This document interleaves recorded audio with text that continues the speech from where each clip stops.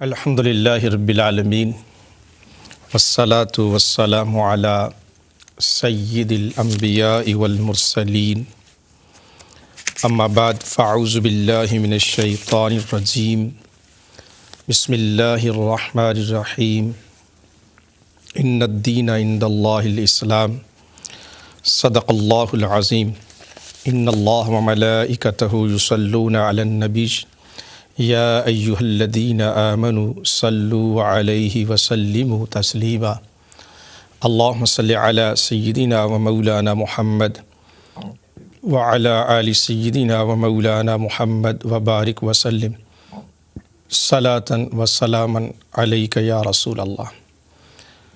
برادران اسلام، خواتین و حضرات، السلام علیکم ورحمۃ اللہ وبرکاتہ۔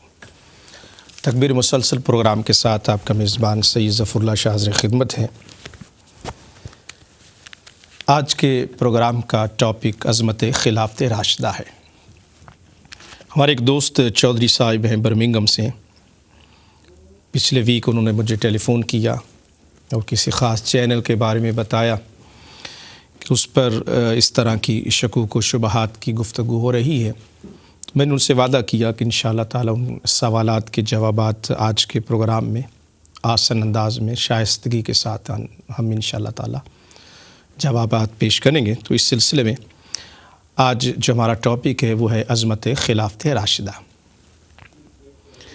عام طور پہ بعض حضرات اسلام کے بارے میں تاریخی من گھڑت روایات کو بنیاد بنا کر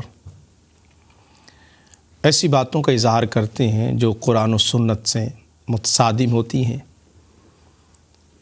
اور پھر انہی بنیادوں پر وہ ایک عمارت کھڑی کرتے ہیں، اور یقیناً یہ ایک مکڑی کا جالا ہوتا ہے اور حق کی تھوڑی سی ہوا اس جالے کو تباہ و برباد کر دیتی ہے۔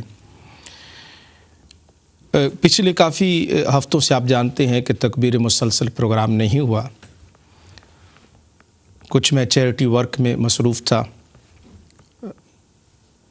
اور ختم نبوت کا ہفتہ آپ جانتے ہیں کہ پچھلے پورا ہفتہ تکبیر ٹی وی سے عقیدہ ختم نبوت کے حوالے سے ہم نے گفتگو کی۔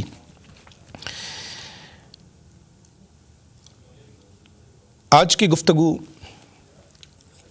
ان سوالات کے جوابات پر مشتمل ہے جو شکوک و شبہات پیدا کیے گئے، اور میں کوشش کروں گا کہ حوالہ جاتی گفتگو کروں اور بالکل عوام الناس کے دماغوں پر ایک دستک ہے، اور جو بھی حضرات جنہوں نے وہ پروگرام سنے ہیں، جو غبار انہوں نے اڑایا ہے، انشاءاللہ کوشش کریں گے کہ اس غبار کو دور کرنے کی کوشش کریں، اور اللہ تعالیٰ کے فضل و کرم اور نبی مکرم نور مجسم صلی اللہ علیہ وآلہ وسلم کے رحمت پاک کا صدقہ، پنجتن پاک کا صدقہ، اللہ پاک انشاءاللہ حق بیان کرنے کی توفیق عطا فرمائے اور اس پر ہمیں عمل کرنے کی توفیق عطا فرمائے۔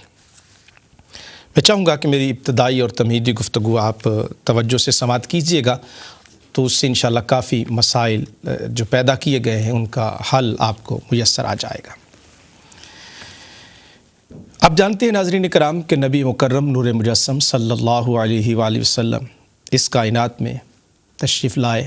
مقصد بعثت کیا تھا کہ اللہ رب العالمین کی وحدانیت ہر دل تک پہنچائی جائے، دماغوں میں یقین پیدا کیا جائے، اور ایک ایسی جماعت تشکیل دی جائے کہ جس جماعت کے وجود سے کائنات والوں کو روشنی نصیب ہو۔ میرے آقا مولا صلی اللہ علیہ وآلہ وسلم نے مسلسل 23 سالہ اعلان نبوت کے بعد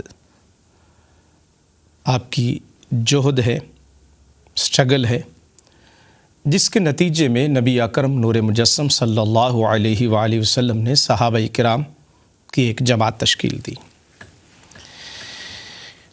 میرے آقا کریم صلی اللہ علیہ وآلہ وسلم کی بعثت کے وقت آپ جانتے ہیں کہ ایران، روم اور دیگر ممالک موجود تھے، اور ان میں جو نظام تھا وہ ایک ڈکٹیٹرشپ، ملوکیت کا، ظلم اور بربریت کا نظام جاری تھا، اور پھر وہ حکمران اپنی رعایا پر ظلم کرتے، مائٹ از رائٹ کا قانون جاری تھا، شہنشاہیت تھی، ملوکیت تھی۔ اور اگر آپ غور کریں اور تاریخ کا مطالعہ کریں تو ہمیں 3 باتیں اس وقت کے حکمرانوں میں نظر آتی ہیں۔ پہلی بات تو یہ کہ بادشاہ کے منہ سے نکلی ہوئی ہر بات قانون ہے، اور کوئی اگر اس کی خلاف ورزی کرتا ہے، اپنی رائے دیتا ہے، تو اس کو جرم قرار دیا جاتا تھا۔ یہ ایک شہنشاہ کا طریقہ تھا۔ دوسری بات یہ کہ بادشاہ ہر قسم کے قانونی مواخذہ سے بالا تر ہے۔ وہ بے گناہوں کو قتل کرتا چلا جائے تو شہنشاہ کو پوچھنے والا کوئی نہیں ہے، حکمران کو پوچھنے والا کوئی نہیں۔ وہ لوگوں کے مال و دولت پر ڈاکے ڈالے، کوئی اس کو روکنے والا نہیں ہے۔ لوگوں کی عصمتوں کو برباد کر دے، کوئی اس کو روکنے والا نہیں ہے، کوئی اس سے پوچھ نہیں سکتا ہے۔ تیسری بات جو شہنشاہیت کا جو نظام اس وقت معاشرے میں قائم تھا وہ یہ تھا کہ بادشاہ کا جانشین اس کا بیٹا یا اس کا قریبی وارث ہو، چاہے وہ نااہل ہو، ان پڑھ ہو، جاہل ہو، جیسا بھی ہو، اس کو جانشین بنا دیا جائے۔ شاہی خاندان کے علاوہ کوئی شخص بھی قصر شاہی پر نہیں بیٹھ سکتا، خواہ وہ علم، فضل، معاملہ فہمی، عاقبت اندیشی میں اپنی مثال آپ ہو اور بے مثال ہو، تب بھی اس بیچارے کو حکمران نہیں بنایا جاتا تھا۔ یہ وہ غلط نظام تھا جس کے سامنے کروڑوں لوگ ایک آدمی کے رحم و کرم پر ہوتے، جو اس کی زبان سے نکلتا، جیسا کہ نمرود جانتے ہیں آپ کہ اس کا بھی یہی طریقہ تھا، جس کو چاہا قتل کروا دیا، جس کو چاہا چھوڑ دیا۔ کوئی اصول، کوئی ضابطہ نہیں تھا، اور بادشاہ کی جو منشا ہے اسی منشا کے مطابق رعایا کو چلنا پڑتا تھا۔ نبی مکرم نور مجسم صلی اللہ علیہ وآلہ وسلم نے جو انقلاب پیدا کیا اور اسلام نے ملوکیت کو تباہ و برباد کر دیا۔ اسلام کا جو سیاسی نظام ہے اس میں بادشاہ کا کوئی تصور ہی نہیں ہے۔ بادشاہ کی بجائے جو لفظ استعمال کیا گیا وہ خلیفہ کا لفظ استعمال کیا گیا، خلیفہ کا لقب دیا گیا۔ اور خلیفہ کا معنی آپ جانتے ہیں کہ نائب ہے، اور وہ اپنی مرضی سے کوئی کام نہیں کر سکتا، بلکہ وہ زمین پر نائب ہے، اور اس کا کام یہ ہے کہ اللہ تعالیٰ اور اس کے پیارے رسول صلی اللہ علیہ وآلہ وسلم کے احکامات کو زمین پر نافذ کرنا ہے۔ یہ دوسری تبدیلی جو میں عرض کر رہا ہوں کہ اپنی مرضی کے مطابق نہیں، بلکہ اللہ تعالیٰ کے نظام کو کائنات پر نافذ کرنا ہے۔ رب العالمین کی منشا کے مطابق ملک میں امن، عدل، حقوق و فرائض میں ہم آہنگی، یہ ساری باتیں کرنا یہ حاکم وقت کی ذمہ داریاں ہیں۔ تیسری تبدیلی جو اسلام نے برپا کی کہ مسند حکومت کسی کی ذاتی جاگیر نہیں ہے کہ اس کے بعد اس کا بیٹا حکمران بنے، خلیفہ بنے، یا دوسرا کوئی قریبی وارث تخت شاہی پر متمکن ہو۔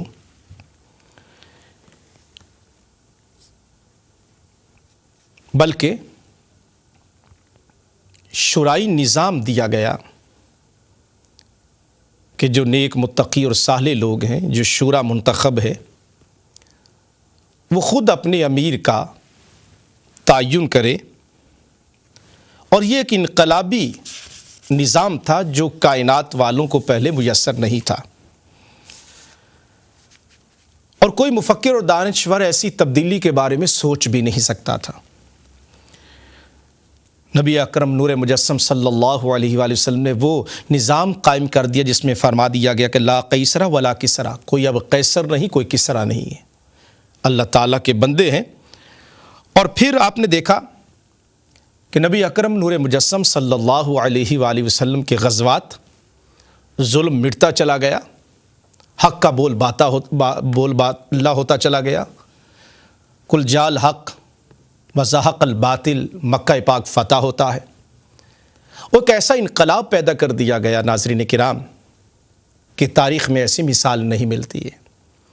جب حضور اکرم نور مجسم صلی اللہ علیہ وآلہ وسلم مکہ پاک میں داخل ہو رہے ہیں تو ساتھ اپنا کوئی قریبی رشتہ دار نہیں ہے، بلکہ اپنے ساتھ حضرت اسامہ غلام حضرت زید رضی اللہ تعالیٰ عنہ کے بیٹے حضرت سیدنا اسامہ رضی اللہ تعالیٰ عنہ کو اپنے پیچھے بٹھایا ہوا تھا۔ جب کعبے کے اندر چابی لے کر اندر داخل ہونا چاہتے ہیں تو ساتھ داخل ہونے والوں میں ایک حضرت اسامہ ہے اور ایک حضرت بلال ہیں رضی اللہ تعالیٰ عنہما۔ تو یہ انقلاب تاریخ میں آپ کو پہلے نہیں ملے گا کہ غلاموں کو حقوق دیے گئے، پسی ہوئی انسانیت کو عزت اور وقار عطا کیا گیا۔ کالوں کے ساتھ کیا سلوک ہوتا تھا؟ یہ رنگ کا امتیاز اور رنگ کا فرق کائنات والوں نے بنا رکھا تھا، کوئی کالے رنگ والا کسی گورے کے برابر نہیں ہو سکتا تھا۔ اور پھر ان غلاموں کو بھیڑوں اور بکریوں کی طرح ہانکا جاتا تھا، ان سے جانوروں سے بدتر ان کے ساتھ سلوک کیا جاتا تھا۔ نبی اکرم نور مجسم صلی اللہ علیہ وآلہ وسلم نے خلیفہ منتخب کرنے کا جو اصول اور ضابطہ دیا وہ ناظرین کرام قرآن مجید فرقان حمید میں موجود ہے۔ اس سلسلہ میں جو اسلامی ریاست ہے اس میں نظام کس طرح چلایا جائے، خلیفہ کے انتخاب کا طریقہ کار کیا ہو، اس سلسلہ میں دو مکتبہ فکر ہیں، ایک ہم اہل سنت و جماعت اور ایک شیعہ مکتبہ فکر ہے۔ عام طور پر یہ کہا جاتا ہے کہ جی نبی مکرم نور مجسم صلی اللہ علیہ وآلہ وسلم اس دنیا سے پردہ فرمایا تو کیا جی امت کو بے سہارا چھوڑ گئے، اپنے بعد کسی کو خلیفہ ہی منتخب نہیں کیا؟ ہمارا جواب یہ ہے کہ نبی مکرم نور مجسم صلی اللہ علیہ وآلہ وسلم نے امت کو بے سہارا نہیں چھوڑا ہے، قرآن مجید دیا ہے، اہل بیت اطہار ہے، سنت مصطفیٰ صلی اللہ علیہ وآلہ وسلم، پھر اللہ کا پیارا کلام قرآن مجید فرقان حمید ہمارے سامنے ہے۔ آئیے قرآن پاک سے پوچھتے ہیں کہ کیا کوئی اصول اور ضابطہ قرآن مجید نے دیا؟ یقیناً اس کا جواب یہ ہے کہ قرآن مجید فرقان حمید نے اہل اسلام کو ضابطہ دیا ہے۔ میں وہ ضابطہ کیا ہے، وہ اصول کیا ہے، وہ قرآن مجید کے اندر موجود ہے۔ ابھی میں آپ کو یہ اصول دیکھ لیجئے گا کہ اسلامی سلطنت میں حکمران اور خلیفہ منتخب کرنے کا اصول قرآن مجید نے خود ہمیں عطا کیا ہے، اور ڈاکٹر حمید اللہ کی ریسرچ کے مطابق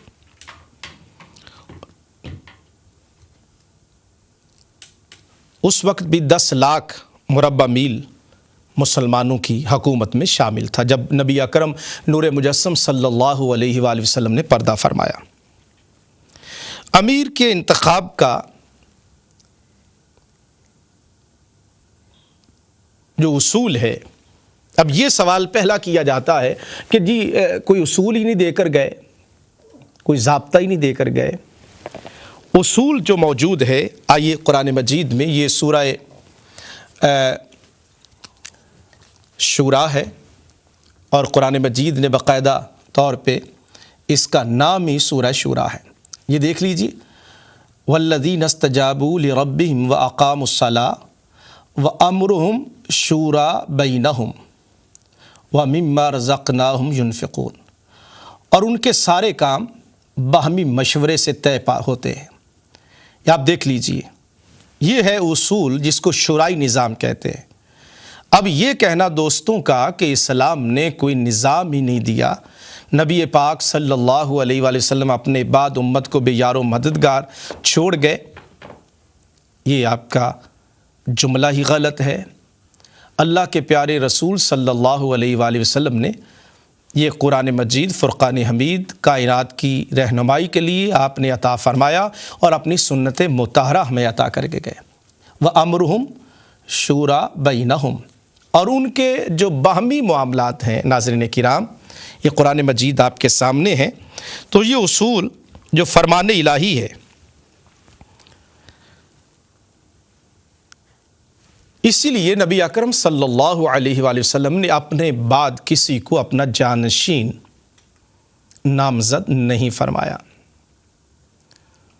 ہاں، سیدنا صدیق اکبر رضی اللہ تعالیٰ عنہ کو مصلی امامت پر کھڑا کیا، 17 نمازیں انہوں نے حضور علیہ الصلوۃ والسلام کی ظاہری حیات طیبہ میں مصلی امامت پر پڑھائی ہیں۔ یہ ایک واضح بات ہے جو کتابوں میں موجود ہے، اس کا کوئی انکار نہیں کر سکتا۔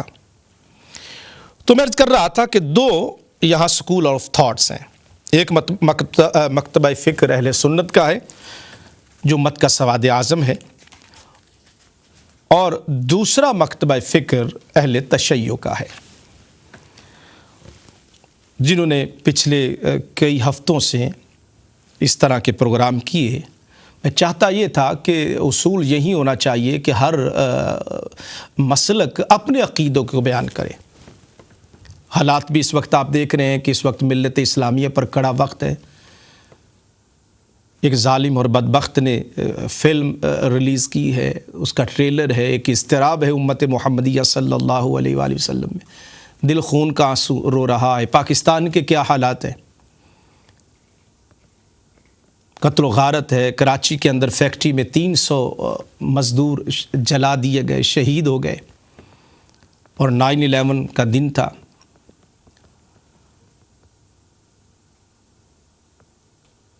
اس وقت پاکستان آگ میں جل رہا ہے، فرقہ واریت کی آگ میں جل رہا ہے، قتل و غارت ہے۔ مستونگ میں جہاں پر شیعہ حضرات کو قتل کیا جا رہا ہے، وہ اہل سنت بخاری سادات ہیں جن کو شہید کیا گیا۔ اس لیے پاکستان میں اس وقت فرقہ واریت کی جنگ کو پروان چڑھایا جا رہا ہے۔ میں نے پچھلے 2-3 ہفتوں سے آپ جانتے ہیں کہ پروگرام نہیں کیے، لیکن افسوس سے کہنا پڑتا ہے کہ جن کی دکانیں ہی اسی طرح چلتی ہیں کہ ان کا ٹاپک ہی یہ ہے فقہ حنفی، اس پر اعتراضات ہیں، اہل سنت پر اعتراضات ہیں۔ تو عموماً ہم لوگ جو ہیں جب سوالات پیدا ہوتے ہیں تو ان کا جواب دینے کے لیے میڈیا پر آتے ہیں۔ غور کرنا چاہیے کون لوگ ہیں جو فتنہ پرست ہیں اور فتنہ پرور ہیں، اور پھر ان کے ٹاپکس ہی وہی پرانے، وہی باتیں، نیا کیا ہونا ان کے پاس، اور وہی اس کی ریپیٹیشن ہے جو جاری ہے، اور جھوٹ کے پلندے ہیں جو بولے جا رہے ہیں۔ اور میں آج عرض کروں گا کہ کہاں کہاں جھوٹ ہے۔ ایک آدھ جھوٹ ہو تو آپ کو بتائیں، پورا ان کا جو معاملہ ہے وہی جھوٹ پر مبنی ہوتا ہے۔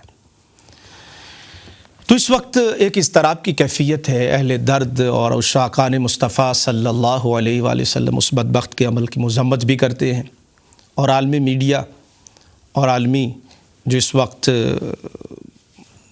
لوگ ہیں ان کو چاہیے کہ اس وقت دنیا کو امن اور سلامتی کی ضرورت ہے، لیکن کچھ ناقبت اندیش اس طرح کی باتیں کرتے ہیں تاکہ دنیا کا امن جو ہے وہ تباہ و برباد ہو۔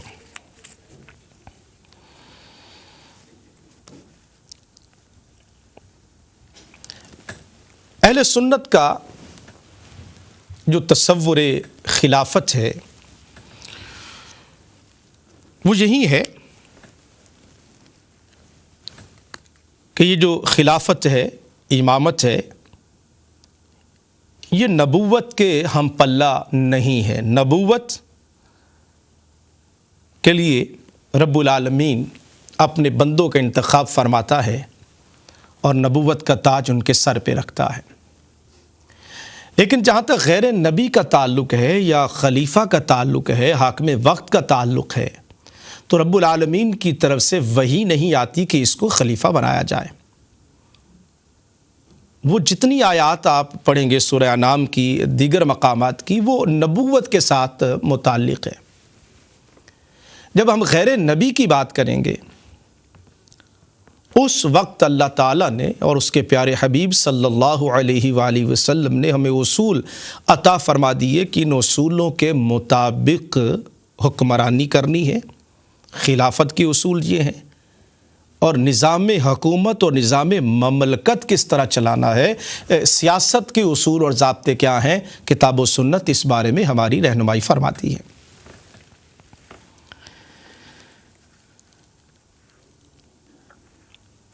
اس وقت آپ دیکھ لیجئے،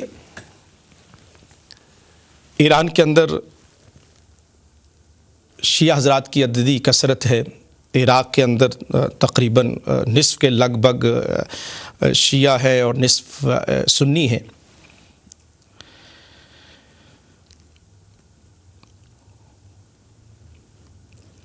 ہمارا جو تصور خلافت ہے وہ آپ سماعت کر لیجئے گا، اور اسلامی نظام سیاست یہ ہے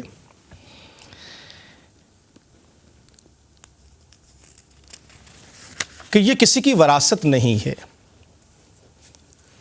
ایک شورا ہوتی ہے، وہ شورائی نظام ہے، وہ شورا کے ممبرز ہیں، وہ انتخاب کرتے ہیں کہ اس کو امیر ہونا چاہیے، اس کو خلیفہ ہونا چاہیے۔ اور یاد رکھیے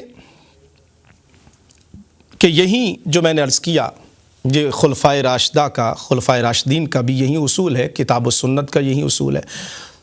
اور میں یہ بھی عرض کروں گا کہ مولا کائنات امیر المومنین مولا علی کرم اللہ تعالی وجہہ الکریم کی تعلیمات سے بھی ہمیں یہی اصول ملتا ہے کہ جو کسی ملک کے باشندے ہیں، جو شورا کمیٹی ہے، اس کا کام ہے کہ اپنے امیر کا انتخاب کریں۔ یا یہ کہ کوئی نامزد کر سکتا ہے، نامزد کر دیا کہ میرے بعد یہ خلیفہ ہے، نام پیش کر دیا، لیکن بیعت اس ملک کے باشندے، اس شہر کے باشندے، ان کا کام ہے کہ وہ بیعت کرتے ہیں، اس بیعت کی روشنی میں وہ امیر منتخب ہو جاتا ہے، اور پھر اس کو حق حاصل ہوتا ہے کہ وہ کتاب و سنت کی روشنی میں نظام حکومت چلاتا ہے، اپنی من مانی اور اپنی مرضی نہیں کر سکتا ہے۔